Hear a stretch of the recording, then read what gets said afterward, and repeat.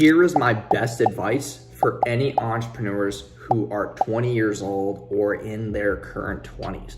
How to start off, what things you should be really looking to do, maybe best niches in the space. What are the first steps that you should really be understanding first and really solidifying before you decide to become an entrepreneur? Because there's a lot of people in the space who like to use this word as like a cool thing, right? It's supposed to be cool, entrepreneurship is supposed to be cool, but it's really not.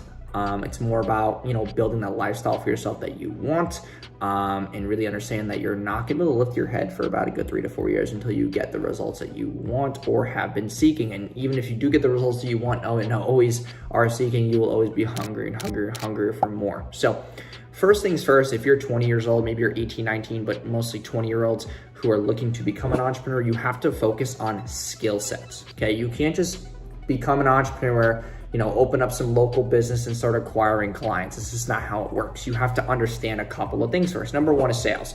If you can't sell, you'll never really build a business that you want, okay? If you don't know sales, you could probably make 50 to 100 grand a year, but you're never gonna be able to really hike to 7 figures. You have to understand sales. You have to understand how to build good offers that will always attract new clients. So how to speak and the messaging behind what you say that attracts incoming clients on demand with no friction, completely on autopilot, okay? How do you speak on social? How do you speak on the phone? How do you speak on paid ads? What are the things that you need to be having in an offer to make sure that it forever crushes and always is getting new clients into your ecosystem? Number 3 is you really need to understand copywriting. How to write words that sell, how to write posts organically that sell. Maybe you're on Instagram, Facebook, LinkedIn, Twitter, YouTube, whatever, you're on this platform, how to really say things and write things that sell. Because if you can't develop words and copy and content that sells, then all you're really relying on is referrals. And that's the next piece, which is how to take your current clients and just make them spend more money. And maybe you're not really good at sales, but you've had people who've trusted you from referrals. How to take your current organic clientele and or referrals and turning them into, more people, right? I don't care if you have 2 clients. You can take those 2 clients right now and odds are they have 2 to 3 friends who need your service. And that's 6 available clients to you right now that you're not tapping into. So I wanna go back and kind of reiterate here. So number 1 is sales. Number 2 is, copywriting. Number 3 is offer creation. And number 4 is really how to develop a really good revenue source just through referrals and organic traffic, okay? Number 5, what you should really be focusing on is a niche that solves a massive problem that is not affected by another virus or a bad economic collapse. And it's kind of hard to find those 2 things because we've kind of learned our lesson. Gyms have learned their lesson where it's like, hey, COVID happened, we lost a bunch of members. We're not really able to make as much money anymore. Our reoccurring is falling, our MRR is falling below, standard. We can't really make more money because people are scared to come to the gym. The other side of the coin is that if an economic collapse happens, right, does your business survive or die? And in my opinion, even if it was a recession, business owners, even though they're making less money, they still need to advertise because if there's a recession, it's cheaper, right? Money is now, I guess you could say, more valued, right? If we have a recession, that's a devalue of money, so advertising would obviously go down. If I'm sitting in this position right now and we're spending, $150,000 a month in ad spend and a recession happens, I'm gonna spend $300,000 a month, $400,000 a month in ad spend because now what is it? It's more attention for a cheaper cost. So, right now people are complaining about the heightened ad costs of Facebook, Google, and other traffic sources, and it's because inflation was just 9% year over year. So it's like usually people say inflation is 2 to 3%. But recently it's been 8.5%. If you're not an economist, I'm not, okay, either. But I mean, for me, being in, just not the financial literacy space, but just being a little attentive. If you're making, let's just say, right, for example, right, you're making $20,000, $30,000, $40,000 a year and you hear 9% inflation rates, that should worry you because technically your money is now worth 4 times as less than it was because usually inflation is 2% year over year. At an 8.5, you're basically making 1/4 of what you were already making because the economy is now changing, gas prices are higher, things are becoming more expensive. I remember when oh man, maybe 3 to 4 years ago, you know, if I went out to a bar, right, for example, these are the small things that you pick up on. You know, you go to a bar, you get a nice drink, right? I used to pay, you know, $6-7, you know, for a rum punch or a rum runner, for example. Now it's like $11 to $13 for those things. So it's almost like doubling in cost, because what is labor higher? Minimum wage is higher. All these things are evolving in our economy, and a lot of us are ignoring it because maybe it's not affecting you, right?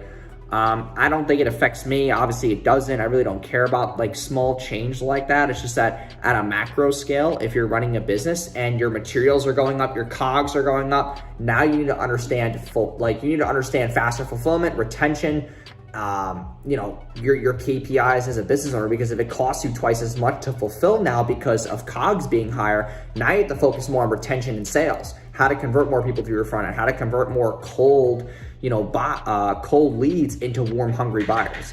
So there's just a lot of things that are changing in the space right now, as far as like expenses, the economy, retention, sales, skill sets, like how you have to develop as a business owner. Because I'll be honest, like it's very easy to make $50,000 a year. It's very easy to make $100,000 a year, because that's $8,600 a month that you have to make. It's really not hard to make $8,000 a month as a business owner, okay? If you can't make $8,000 a month as a business owner, you're either not doing the right thing, you're in the wrong niche, you're too shy to actually generate sales, or you just simply have no fucking clue what you're doing. So if that's the case, then you need to really take a step back and just acquire skill sets. And that's what I would be doing if I was 20-year-old entrepreneur right now. I'd be focusing on skill sets, focusing on my network, because I'm telling you right now, the people who will help you glide faster in the entrepreneur space are just the people that you know. Like all the people that I know now will never let me go hungry. Like I could text 4 people right now and I can find a client within 5 minutes. It's just that a lot of people don't have that, because you have to build a name and awareness to get, you know, access to people. So it's really a majority of people and skill sets. And I'm not telling you to go buy courses and like trainings. You could really learn these things on your own. You could just go on YouTube. It's free. Like I post a lot of dope content about, you know, scaling Shopify stores. I'm doing my challenge right now. Like I'm revealing a lot of stuff that's in most paid courses right now, and it's completely free. So I just think that skill sets and people are going to be the most, you know, important things for you. And then third would obviously be sales. So those are the 3 things I'll be focusing right now if I was a 20-year-old entrepreneur in this day and age. And also understanding that it's okay to work a side job while you build out your side hustle, because your side hustle will eventually, if you put the right deployment of resource into it, will become your eventual full-time thing. The problem is that people are scared to give up that certain income. Like they're scared to be like, okay, my job pays me $4,000 a month. If I'm making $2,000 a month at, you know, my side hustle, I'm making less money. I can't afford my rent. I'm just gonna put this out there. Like if you're making $4,000 a month and maybe you've been working that job for a year, you should have at least 10 to 15 grand saved. If you don't, then you just really suck at spending money and you just really don't have financial literacy. Like I worked at multiple jobs when I was in college. You know, I was working 2 to 3 jobs. I was maybe making $3,000 a month. I was still able to save a very good amount of money. And then I had to spend a lot to move. So I had a good nest egg, right? And I don't really accumulate that into my wealth, because that was a nest egg of like, hey, like I have to save this money so that I can get the fuck out of here when the time is right. And I was able to do so. So I put a certain amount of my checking to really live off of, and then the rest was obviously like kept away in like a whole other account. So I wanted to make sure that I always had like some type of like peace of mind when going into the space, because a lot of people make frantic impulse decisions when they're an entrepreneur because they just have no money in the back and they have nothing to save them. So it's like, yeah, you know, you live or die on your sword, but like you also want to have peace of mind and not feel like you're frantically just trying to make a quick buck, because then you're not making long-term decisions, you're making frantic short-term ones. So I hope these things have helped you. I know this was a very like prolonged video, but I appreciate you guys obviously watching every single day. So make sure you guys like, comment, and subscribe, and I will see you guys in tomorrow's video. Peace.